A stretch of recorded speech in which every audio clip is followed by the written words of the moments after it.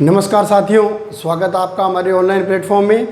अपने last class में अपने टॉपिक स्टार्ट किया था कंजंक्शन का, और उस टॉपिक में अपने पढ़ा था कंजंक्शन की डेफिनेशन और कंजंक्शन के टाइप्स।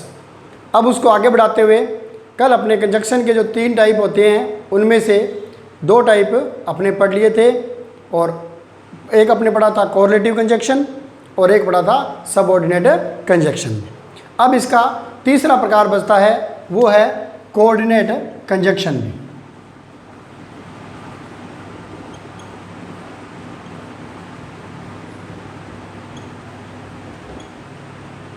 कोऑर्डिनेट भी, कोऑर्डिनेट का मीन्स क्या होता है, इसमें आपस में 2 स्टेटमेंट को क्या करता है भी 4 तरीके से पेश करता है। ठीक है, वो चारों तरीकों से जो आपस में जोड़ना है उसको क्या कहते हैं भी कोऑर्डिनेट कंजंक्शन कहा जाता है। इसके 4 प्रकार होते हैं भी। नंबर 1 क्यूमुलेटिव या कोपलेटिव कंजंक्शन भी। इसके अंदर क्यूमुलेट करता है, यानी कि 2 स्टेटमेंट को एक दूसरे से जोड़ता है, क्यूमुलेट करता है। दूसरा है इसके अंदर एडवर्सेटिव कंजंक्शन भी। एडवर्सेटिव मतलब क्या होता है, विरोधाभासी, यानी 2 विरोधाभासी स्टेटमेंट को जोड़ने का काम ये करता है भी। तीसरा होता है अल्टरनेटिव कंजंक्शन। अब अल्टरनेट मतलब जहां पर विकल्प पेश होता है। विकल्प कैसे, जैसे बट है, और है, आइदर और है ये क्या करते हैं भी विकल्प को पेश करते हैं, यहाँ पर अल्टरनेट अपने को अवेलेबल है करवाते हैं भी। और जो फोर्थ होता है वो होता है इललेटिव कंजंक्शन। ठीक है, ये क्या करता है, इलेट करता है 2 स्टेटमेंट को, 2 वर्ड्स को। ठीक है, और चौथा होता है इललेटिव कंजंक्शन भी। अब इनको अपने थोड़ा विस्तार से पढ़ते हैं, और सबसे पहले बात करते हैं क्यूमुलेटिव कंजंक्शन की। क्यूमुलेट कंजंक्शन क्या होता है, इसमें एक स्टेटमेंट को दूसरी स्टेटमेंट से जोड़ा जाता है, और जोड़ने के लिए क्या करते हैं अपने मोस्टली अपने एक वर्ड पढ़ा होगा और, जैसे राम और श्याम, वैसे ही एंड का यूज़, इंग्लिश में बात करें एंड का, एंड के साथ एल्स का यूज़ करना, एज वेल एज का यूज़ करना, बोथ एंड का यूज़ करना, वेल का यूज़ करना, ये सारे के सारे क्या कहलाते हैं, क्यूमुलेटिव कंजंक्शन कहलाते हैं। ठीक है, तो इसमें वर्ड कौन से आते हैं, एंड, बोथ एंड, वेल। ठीक है, ये सारे के सारे क्या कहलाएंगे भी क्यूमुलेटिव कंजंक्शन कहलाएंगे। बाकी इनकी और जो वर्ड हैं वो आपको अपनी पीडीएफ के अंदर अवेलेबल हो जाएंगे। जैसे एज वेल एज भी यूज़ करते हैं अपने, वो भी किस में आता है भी क्यूमुलेटिव कंजंक्शन के अंदर आता है। एग्जाम्पल देखते हैं, two and two make four, two and two make 4। अब ये क्या कर रहा है, इन 2 वर्ड्स को जोड़ रहा है, 2 और 2 को जोड़ रहा है। ठीक है, और बात करें both Hari and Venice went to the market. Both Hari and Venice, दोनों गए हैं अभी, तो दोनों को क्या किया है, बोथ के द्वारा दोनों को जोड़ा गया। बोथ हरी एंड वेनिस, दोनों बोथ और एंड के द्वारा जोड़ा गया है, और कहाँ गए अभी दोनों, मार्केट गए थे भी। ठीक है, इसके अलावा देखते हैं यू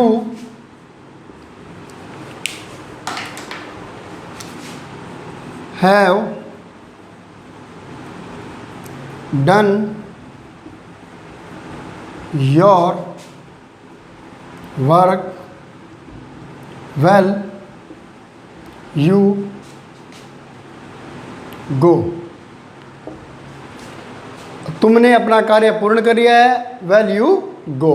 वेल मतलब अच्छा, अब तुम जा सकते हो। बताइए वेल क्या कर रहा है, अभी दो स्टेटमेंट है, जो वर्क था उसको उसने कर लिया तो उसके जाने को बोल रहा है। तो दो स्टेटमेंट को ये क्या कर रहा है, जाने के लिए बोल रहा है, कार्य को पूर्ण होने का बता रहा है। ठीक है, तो जहां भी and, both and, well as both और एंड वेल जहां भी यूज हो जाए वो क्या होगा, अभी क्युमुलेटिव कंजक्शन होगा। ठीक है, उसके बाद बात करते हैं दूसरा जो इसका टाइप था। पहले आप इसका स्क्रीनशॉट ले लीजिए।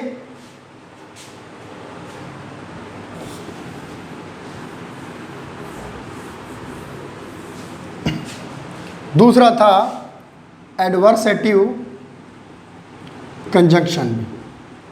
इसमें क्या होते हैं, दो स्टेटमेंट होते हैं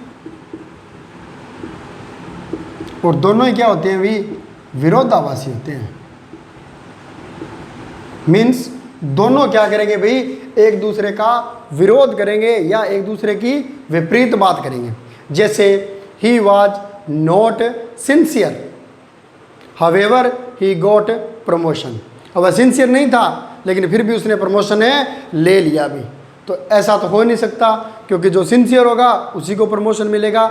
लेकिन हो सकता है उसकी कहीं अप्रोच हो, पहचान हो, उसके बावजूद उसको मिल गया हो। जैसे भारत में भी कुछ पोस्टें होती है अलग अलग डिपार्टमेंट्स में, वहाँ पर क्या करते हैं, अभी जो चले चपाटे होते हैं उनको प्रमोशन मिल जाता है, जो टैलेंट है वो बकाया रह जाता है। ठीक है, इसके बाद बात करें तो एडवर्स करेगा, एक दूसरे का क्या करेगा, विरोध करेगा। ठीक है, जैसे अपने बात करें but, yet, only, but, yet, only, how ever. ठीक है, वट एवर, ये सारे के सारे क्या कहेंगे भाई, विरोधाभास बताएंगे। क्या बताएंगे, विरोधाभास बताएंगे। और विरोधाभास बताएंगे वो क्या कहलाएंगे भी, एडवर्सेटिव कंजंक्शन कहलाएंगे भी। इसके अलावा अपने बात करें स्टिल भी होता है, वाइल भी होता है, ये सारे के सारे बताएंगे किसको, विरोधाभास को बताएंगे। He worked hard but failed. अब यहां देखिए, उसने कठिन परिश्रम किया फिर भी फेल हो गया। जबकि कठिन परिश्रम किया, इसका मतलब क्या होना चाहिए, पास होना चाहिए। तो ये दोनों में क्या है भी, विरोधाभास है, विपरीत बात बता रहा है। पास मेहनत करने का मतलब क्या था, पास होना, लेकिन दोनों में क्या है, एडवर्स बात बता रहा है।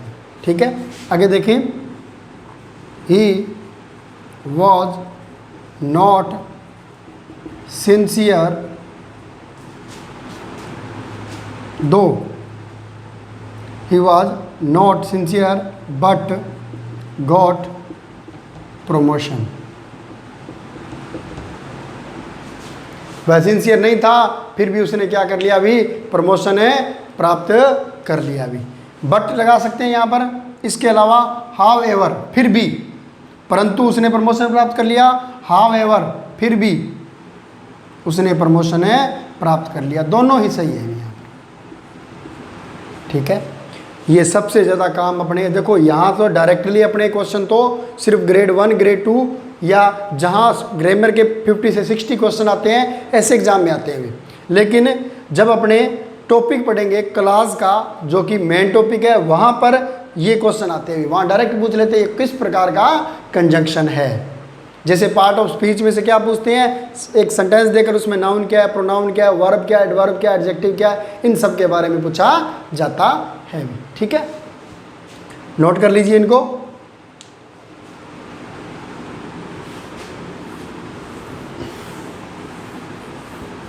थर्ड है अपना अल्टरनेटिव कंजंक्शन भी।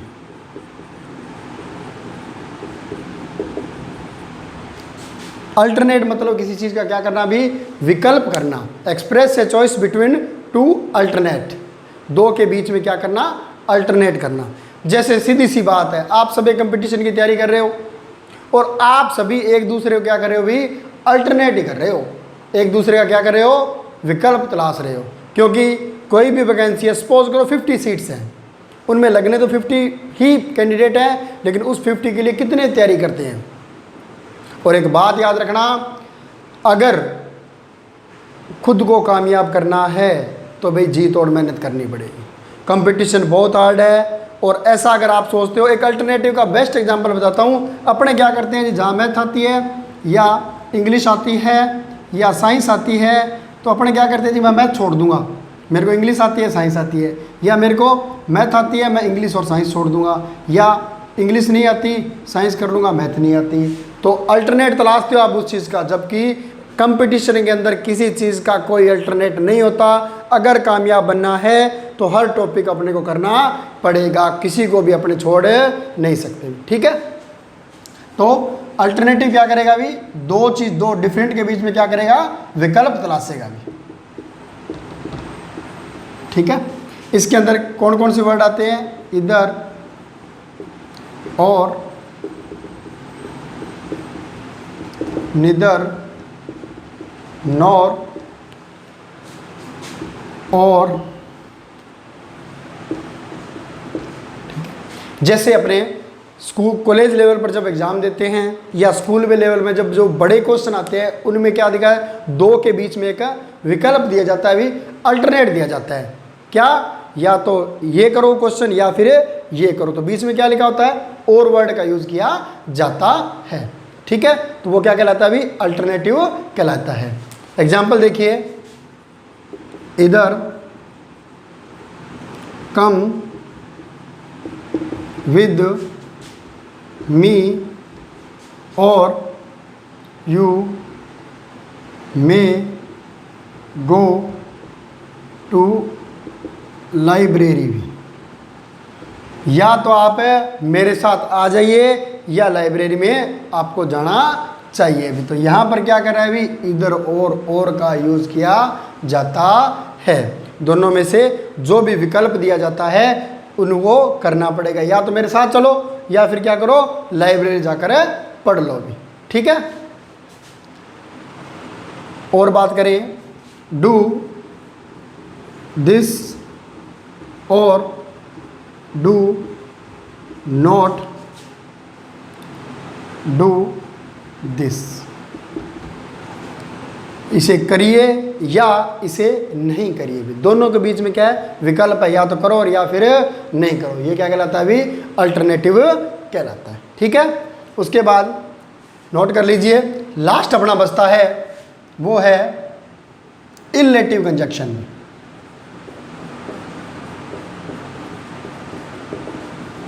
इललेटिव कंजक्शन में, ठीक है, इललेटिव क्या करेगा, इसमें समुच्चय बनाएगा, किसका, परिणाम का। ठीक है, रिजल्ट होता है उसका समुच्चय करा जाएगा, उसको जोड़ा जाएगा।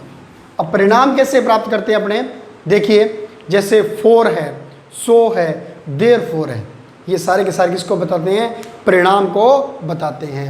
You will surely pass for your hard work, if you work hard you will पास।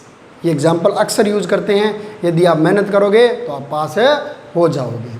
ठीक है, तो फॉर है, सो है, देयरफॉर है, ये किसको बताएंगे भाई, इललेटिव को बताएंगे। इसमें क्या करेंगे, एक वाक्य है दूसरे वाक्य का परिणाम या रिजल्ट बताएगा। ठीक है, परिणाम या रिजल्ट बताएगा। जैसे यू विल श्योरली पास। अब आप पास हो जाओगे, क्यों हो जाओगे भी, आपने क्या किया है, मेहनत की है, मेहनत की है तो इसलिए पास हो गई होगी। For your hard work, for your hard work. तो फॉर यहाँ पर क्या है अभी, इललेटिव है, उसको क्या कर रहा है अभी, समुच्चय कर रहा है, बता रहा है उस चीज़ को, किस चीज़ को, इसके परिणाम को। आप पास हो गए, क्यों, परिणाम क्या है, आपने मेहनत की है, कठिन परिश्रम किया, इसलिए पास हो जाओगे। क्लियर है। अब देखो इसके अंदर क्या लेंगे भी अपने, एक तो सबसे इंपॉर्टेंट तो अपने लिए फॉर है भी। फोर एक प्रीपोजिशन के रूप में भी काम आएगा, फोर एक एडवर्ब के रूप में भी काम आएगा, इसके अलावा फोर है वो कंजक्शन के रूप में भी काम आएगा। ठीक है, फोर है, सो है और देयर फोर है, और ये अपने कहाँ पे पढ़े थे भी, एडवर्ब के अंदर भी पढ़े थे। ठीक है, तो इसके अलावा ही, एक एग्जांपल, लास्ट एग्जांपल देखते हैं इसका, he ran fast, so he got train, वह तेज दौड़ा इसलिए उसने ट्रेन को प्राप्त कर लिया। अभी अगर धीरे चलता तो ट्रेन उसको शायद नहीं मिल पाती। ठीक है, तो ये था अभी अपना कंजक्शन का टॉपिक। उम्मीद करता हूँ आपके समझ में आ गया होगा, और इसके अलावा आपको इसकी एक्सरसाइज है वो अपने टेलीग्राम चैनल मनीष की पाठशाला में मिल जाएगी। और इसके अलावा पार्ट ऑफ स्पीच में अपने दो ही टॉपिक और बचते हैं, एक प्रीपोजिशन का और एक बचता है इंटरजंक्शन का। इंटरजंक्शन छोटा सा टॉपिक है, यहीं पर बात कर लेते हैं। इंटरजंक्शन,